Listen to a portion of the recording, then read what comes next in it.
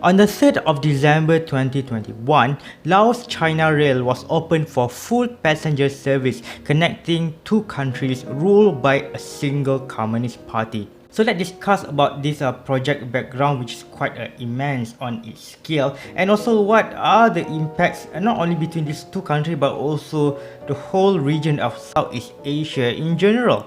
Laos, or properly known as Lao People Democratic Republic, has the rail service since 2009, built by a Thai railway provider. But the length of the rail built by Thai is only about 2 kilometers between the Thai-Lao border until the one station nearby the border called Tanelang. Because of the high cost of the construction and questionable profitability of constructing a rail services in Laos caused the rail system expansion outside the capital city Vientiane stalled since that time. But the interest of building a new railway line across Laos did not stop there.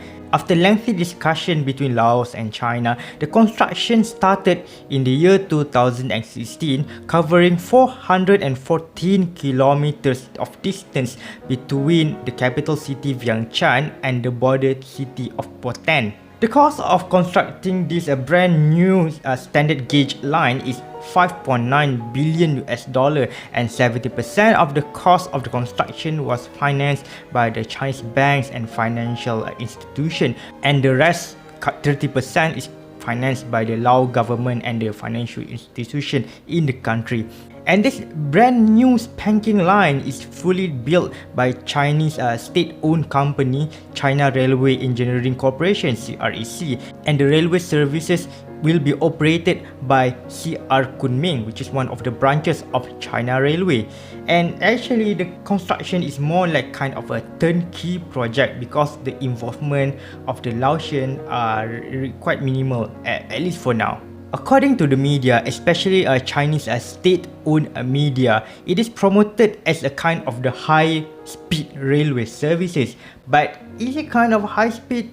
Maybe not, because the maximum of the passenger rail service is only 160 kilometers per hour, and by international definition, it's not really a true high-speed because most of the definition of the true high-speed services, including in China, is often 200 kilometers per hour or longer. And the train model used between China and Laos is actually limiting the maximum speed as well, using CR200J pushing model, which look really similar. I wonder where I saw the model before. And even though the model is just the same like the Malaysian KTM ETS services, which operated between Kuala Lumpur, Ipoh, Penang and Padang Besar in the border of Thailand, and is operated with a 160 kilometers per hour top speed. And we don't call it a high-speed railway anyway.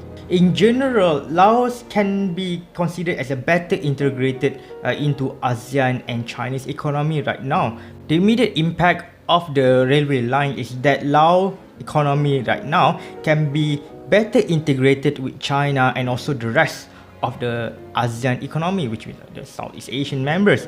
And considering why choose the rail, because airplanes are expensive and the mountain roads are really slow and dangerous, and Laos is the only Southeast Asian countries which has no seaport and fully landlocked. And to be think of it, this brand new railway line could uplift Laos from being the poorest country in ASEAN and also the second poorest country in Southeast Asia after Timor-Leste. But do be warned that the heavy debt on Chinese funded projects like this should be thinking about, it is an interest of Laos only, or there will be another people who are also involved in the negotiating table.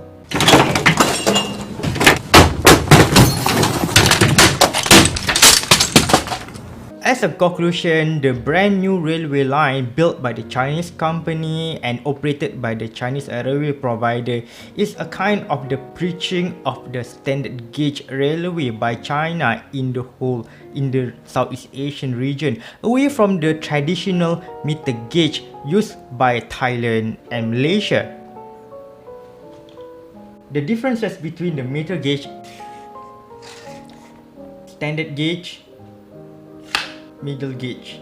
Looking at the positive impact, the new quite speedy, not really high-speed railway could be beneficial to the landlocked Laos, improving the connectivity, encouraging business and tourism, especially in the post-pandemic world. You might ask, why rail instead of building a new expressway or highway, for example? Laos can generate electricity to move the trains from its fast flowing rivers between the mountain, while the diesel or petrol to pump up the automobiles need to be imported, and rail construction minimize the environmental destruction in a really sensitive jungle of Laos, unlike the highway which can prone to massive deforestation. Such the brand new rail actually just one of the quite a number of projects which expand the Chinese influence in Southeast Asia, such as the the true one, high-speed railway between Jakarta and Bandung in Indonesia, and the East Coast Rail Line in Peninsular Malaysia. And as you can see, there is no English on the sign, or if there is, a very small one. As a result, 我必须说雄本